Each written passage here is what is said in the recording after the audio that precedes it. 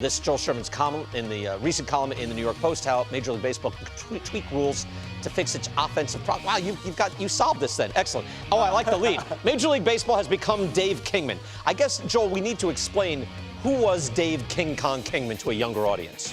Yeah, I mean, he was an oddity in his day. He was a very big, very thin power hitter, the three true outcomes of the 1970s. He walked, he struck out, he hit home runs, and his numbers almost completely mirror what the league averages are now. When I wrote this, I think it's 237 now. The sport was hitting 236. That was Dave Kingman's lifetime average. Wow. It was walking a little over 8% of the time. That's a major league average now. It was striking a little over 24% of the time. That's the major league average now. I just want to point out, like, you saw him there at Shea Stadium. By the way, brutal place to hit home runs in the 70s and 80s. He hit 37 homers, led the league for the Mets at Shea Stadium 1982. He was an immense power hitter, but I am stunned because he was seen as the extreme of what you didn't want in baseball. And now, Joel, there are your numbers. Major League Baseball has become King Kong Kingman. Yeah, these are our numbers. We've been trending in this direction, and as one executive told me, I don't think we've hit bottom yet. He expects the strikeout rate to get up towards 30%, the batting average not to be much better. Now, I will say this. We probably still need some patience. The May statistic slash line is significantly better than the April one. Really? Okay. Yes. We're up in each of the three: batting average, on base, and slugging, some percentage up to a low 700 OPS from a high 600 OPS in April. So maybe, like, always give players time to adapt to whatever the new is, but the trend is not just April, May. We have been going in this direction for several years. You know what's funny is if you were in the early sabermetric set, which I was always talking up. King Kong Kingman was even before my time. I was a kid in Little League watching him play. But by the time, I was always arguing Adam Dunn is an excellent player. Adam Dunn, if you can hit 40 homers and walk 100 times, doesn't matter. Oh, you strike out. Oh, he clogs up the bases. Whatever. 100 walks, 40 homers. That's an elite player. But Dan, that's before the whole league became Adam Dunn, and now the whole league has become King Kong Kingman. I think that's why I do essays on guys who hit for contact and can field, because it's become the pendulum swung too far the other way. Right. Right. Yep. So you've got some solutions, don't you? Well, I tried. I went to things that, so I thought I could back up a little statistically. Look, one of the realities is the analytics showed if you can dominate with a big fastball at the top of the zone, first of all, guys can't hit it, and then it opens the zone at the bottom for breaking balls lower. I think my first thing would be the strike zone is between the shoulders and the belt buckle. And I think we need to bring it down to the belt buckle to see if we can get guys to be disciplined and say, I'm going to lay off of that high pitch, which I know looks good to them. I mean, just look at these numbers.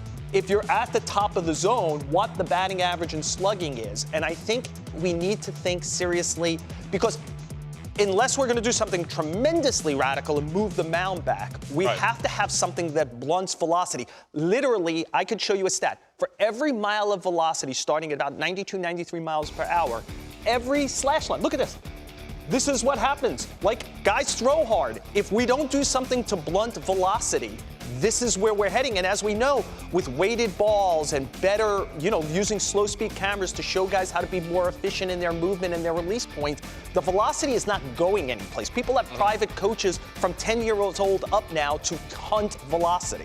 All right. Show me where is the zone and where do you want to bring it? Like, how low can you bring the zone? So the strike zone, I think by the rules, is the midpoint between shoulder and belt, right? So we're kind of a little over the belly button. Can we bring it down a few inches, toward... The top end of the zone is where, though? How far down? Like here? The top of the zone is, by rule, halfway between the shoulders and the belt. Okay.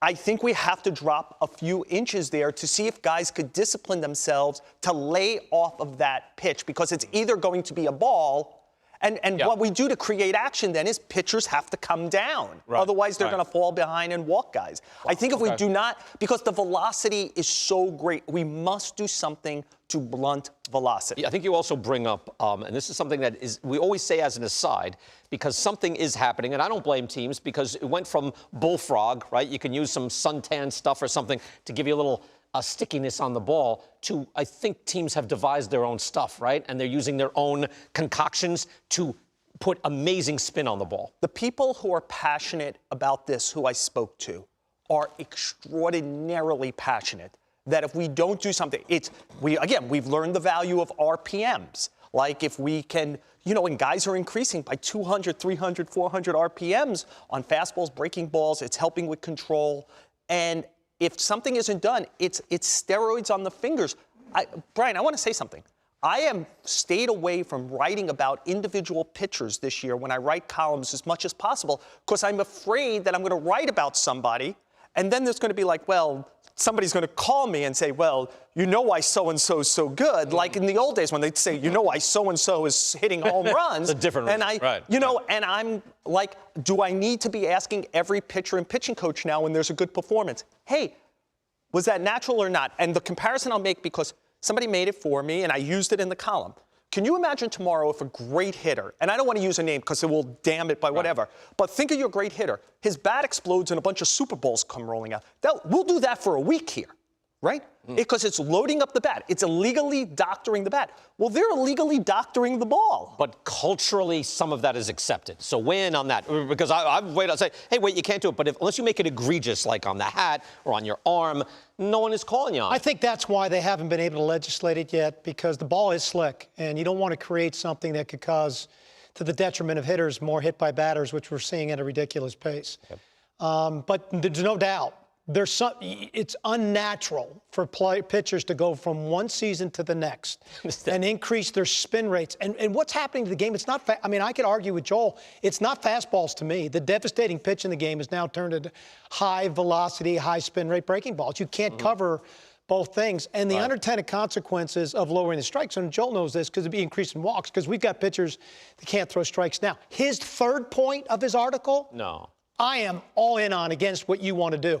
But I am not want to abbreviate it a little bit. We got to eliminate the darn shift completely, because what's happening, if you reward hitters for hitting the ball hard on the ground with a hit, they'll hit the ball hard on the ground with a hit. Believe me, BK, I didn't want to go here. I was not a big believer. The unintended consequences, okay, hitters, make an adjustment and hit the ball the other way. You know what? They can't. Sell me on it, because I'm dead against Can we put up the chart to show what happens when you hit a ball hard on the ground? In other words, now the analytic age has showed us what happens. From 2015 to 19, you hit a ball, what was an out then?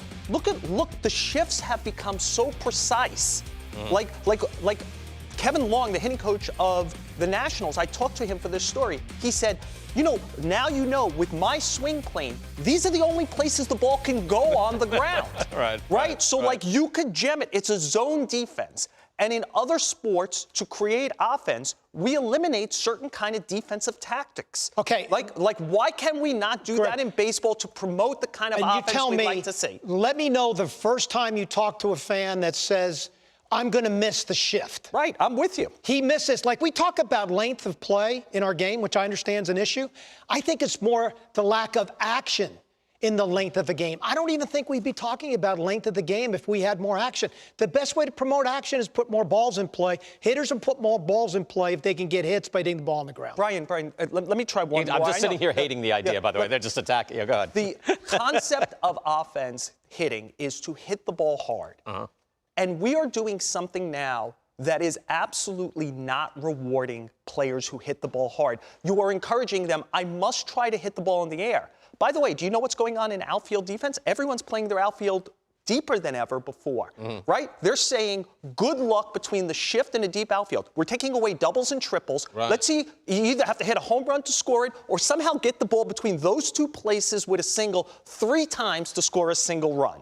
So to me, if you don't do something to promote base hits, what kind of game are we moving towards? The smart guys have figured out where to put the defense. It's hurting the overall enjoyment of the game.